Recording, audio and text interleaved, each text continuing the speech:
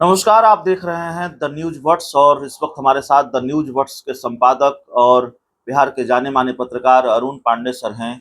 Sir, आज अखबारों की सुर्खियां हैं तेजस्वी यादव का एक बयान, और आमतौर पर चुनाव में उस तरह के बयान दिए नहीं जाते अपनी चुनावी सभा में। तेजस्वी यादव एनडीए के लिए वोट मांग रहे हैं। वो कह रहे हैं पूर्णिया की एक जनसभा में कि हमें वोट मत दीजिए, इंडिया को वोट अगर नहीं दीजिए, इंडिया को चुनिए या एनडीए को चुनिए। अपनी किसी दूसरी चुनावी सभा में ऐसी बात तो नहीं कही है। पप्पू यादव से ऐसी क्या दुश्मनी या उनसे ऐसा क्या डर है तेजस्वी यादव? देखिए, पूर्णिया की चुनावी सभा में सचमुच में तेजस्वी यादव ने जो बयान दिया वो बहुत सबको हैरत को हैरानी हुई। आखिर वो वहाँ एनडीए के लिए वोट मांग रहे हैं।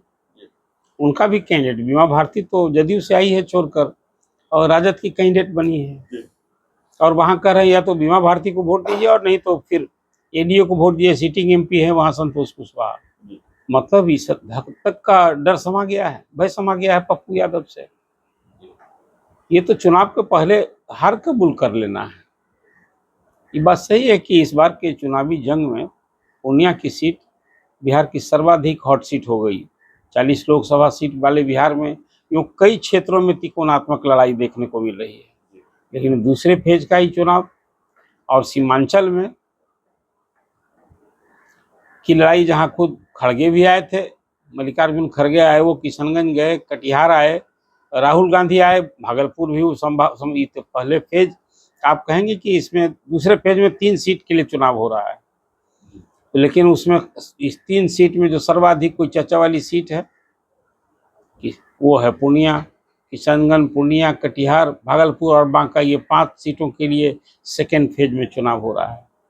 तो एक तो बड़ा महत्वपूर्ण बात आपने बताई है भी कि पप्पू यादव ने जो ये सभा में किया, सचमुच अखबारों की सुर्खियां तो बनी ही थी।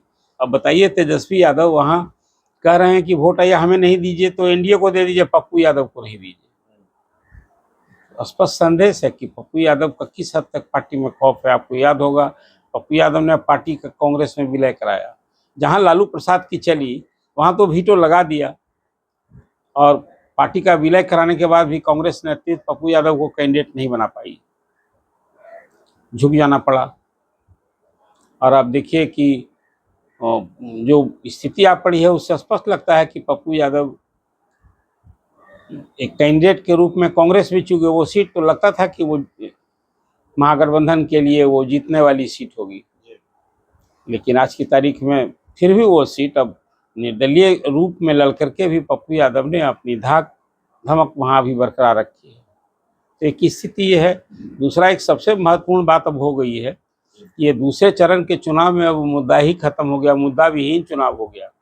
आप कहेंगे कि मैं क्या कह रहा हूँ, अब फिर वही धर्म और जाति का ये खेल शुरू हो गया।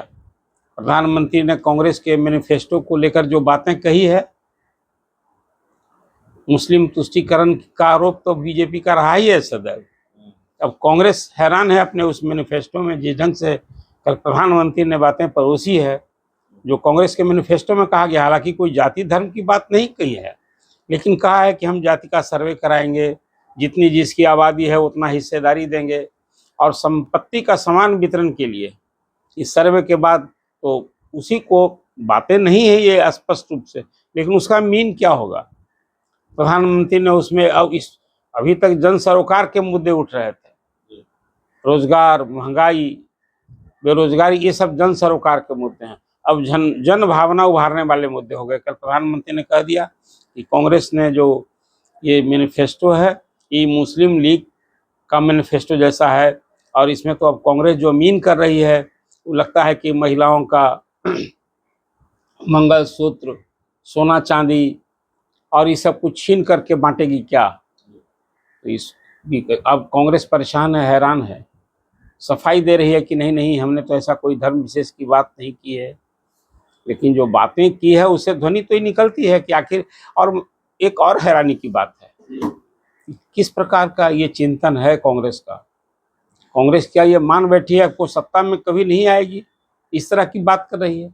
संपत्ति का अधिकार तो संवैधानिक अधिकार है। आप वैध तरीके से, जो कानून सम्मत तरीके से आप किसी को कमाने से कैसे रोक सकते हैं, और कमा करके यदि कोई धन संपत्ति इकट्ठा करता है तो उसको छीनिएगा कैसे।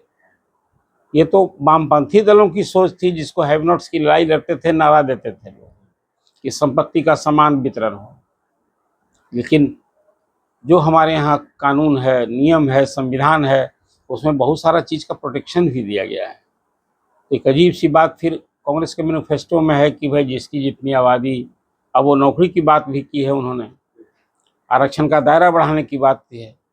और अब प्रधानमंत्री ने कभी आज से 18 साल पहले मनमोहन सिंह ने जो बातें की थी, राष्ट्रीय विकास परिषद की बैठक में कहा था कि भाई संपत्ति पर तो अनुसूचित जाति, जनजाति, पीछे अति पिछड़े, अल्पसंख्यक सबका अधिकार है, लेकिन विशेषकर मुसलमानों का अधिक अधिकार है। अब इस बात को फिर प्रधानमंत्री ने रोका कि भाई देश में दूसरी बड़ी आबादी है मुसलमानों की। अब उसके बारे में कांग्रेस का ये ख्याल मुस्लिम तुष्टीकरण नहीं है क्या? कुल मिलाजुला कांग्रेस के इस मैनिफेस्टो को लेकर अब जो एक मुद्दा उठा है पूरे देश में हिंदू मुस्लिम का, फिर वो मुद्दा उभर गया है। तो इसलिए मैंने कहा कि अब लगता है कि चुनाव मुद्दा विहीन मुद्दा, अब विपक्ष कल तक बिहार में ही आप देखें कि तेजस्वी यादव नौकरी रोजी रोटी ये सवाल उठा रहे थे। अब वो संविधान समाप्त होने की बात करने लगे कि संविधान इस बार यदि भाजपा जीत गई तो संविधान समाप्त हो जाएगा। अब इससे जन सरोकार का ही मुद्दा नहीं है, ये बहस का मुद्दा हो सकता है, आरोप का मुद्दा हो सकता है। अब किसी सरकार को महंगाई, बेरोजगारी या बिहार हित में जो कोई क्या कुछ होना चाहिए नहीं की सरकार, ये सब मुद्दा को लेकर घेरा जाना चाहिए। लेकिन भाजपा के एजेंडे पर भी अब विपक्ष को आना बाध्य पड़ रहा है, अब सफाई दे रही है कांग्रेस। तो कुल मिला जुलाकर अब दूसरे चरण से, अब अभी तो 7 चरणों में चुनाव होने हैं, बिहार, बंगाल और यूपी में। और इस 1 जनवरी को जो लास्ट फेज तक चुनाव होगा, पता नहीं 1 जून तक, तो उसमें क्या कुछ और नए मुद्दे उभरेंगे। लेकिन जो जन सरोकार के मुद्दे हैं वो लगता है कि अब गौन पर गया है। अब यही जाति, धर्म, यही मुद्दा उभर कर सामने आया है। देखिए, अरुण पांडे सर थे और पप्पू यादव पर तो बात कर ही रहे थे, बता ही रहे थे, और मुद्दों पर बता रहे थे कि किस तरीके से स्थिति बदल गई है और आने वाले दिनों में संभावित रूप से किस तरीके से स्थिति बदल सकती है। अभी दूसरा चरण ही है, दूसरे चरण की वोटिंग 26 अप्रैल को होनी है। अभी तो 5 चरणों के चुनाव और बाकी हैं। बहुत बहुत धन्यवाद।